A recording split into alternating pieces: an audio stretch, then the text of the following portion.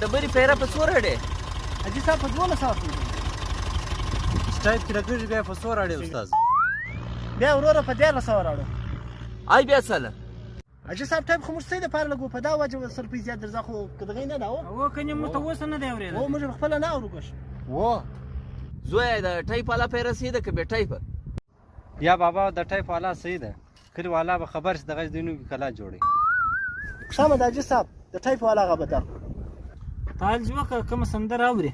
او رښتیا حاجي صاحب کومه سندره اوراست؟ زویه کومه سندره اورو؟ بابا شاپاروک صحیح دی. یا زویه زما اودلا مکری خوښ دی. بس ټیک لی خوا به شاپاروک لاغې خوا به اودلا مکری سمه ده استاده، له یې خوا څخه شاپاروکي ولګول هغې خوا څخه بیا اودلا مکرکي ولګول. یارانو زما پاور بینک څه سو؟ یا دلته مو کښېښوئ څه سو دی؟ څه نه غږ نه کوئ څه سوی وروره؟ یاره خپل پاور بینک دی ګور پر موږ اوس د غلو خیال دی. مړه موږ غله نه یو. بیا نو سوی څه یاره؟ موږ نه لیدل دا زه داسې لیدلی دی پاته سوی دی. یا خوا به نه بدوي وروره، فلاشي به راکوه چې په موږ کې وغلا کوي په اسمان نه دی الوتی. ګوره شریف خانه که د بیا نه کې را سره پیدا ده زموږ موبایلونه به تر اخرت را چارجوې. راکړه فلاشي، ته ستا فلاشي راکړه. نوبت خانه ته ستا فلاشي راکړه.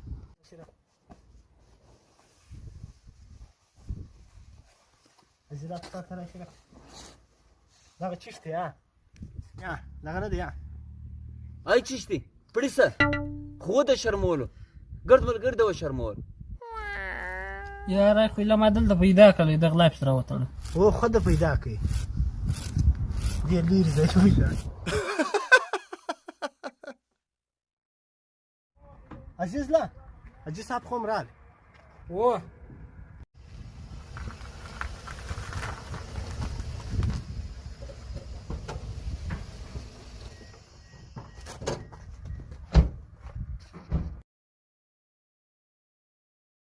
السلام علیکم. وعلیکم سلام حاجي صاحب ښه ټول په خیر. خیر یې ساته ښه دی؟ ګوره ته دا لولر څه نه راولې دا څه ومه ورځې چې درته وایم. حاجي صاحب تا خود راته ویلي دي خو خبره دا ده دا څو ورځې په لولر کې هوا نه وه اوس مو دا د هوا ورکوي نه اوس مو ټیرونه ډک کړي. عزیزلا صاحب د دې خبره ده؟ حاجي صاحب ودېستي دغه داسې هوا مو ورکړه. سمه ده سمه ده اوس نو زیاته ټیرونه ډک دي رایه ولاس. بس درځه حاجي صاحب درځه موږ یې پسې درولو. سر د خلاص وي عزیزلا جان نو به ما ورسره ولیدل کول مو ورسره وکړي. بیا دا تلیفون مو خوړ دی. الو ته څنګه یې ښه؟ نجوړه شوی خو نه یې؟ خیر دی شکر دی. ته څنګه یې؟ اوس زه چا سره ناست یم بیا تاسو تلیفون در کوم ښه دی؟ او با تلیفون در کوم ښه دی ښه دی. شریف خان ایسه دا رنګه ګایږي دی دا دونه پنډه زه به در کړې تا یې رنګه د کوچنیان رنګه ګایږي. یاره عزیز لا ستا خبره پر خپل ځای صحیح ده خو که زه هر رنګه په زوره وغږېږم هر رنګه په زوره وغږېږم دا موبایل خلقی بس دغونې اواز ولیده چې دغه نری غږ وړي که په زوره شم که څه وغږېږم بس د خپل وس دی د وس مطابق کار دی نو په دا وجه څه پاته ده. بالکل صحیح. د موبایل مې زړه سوي دي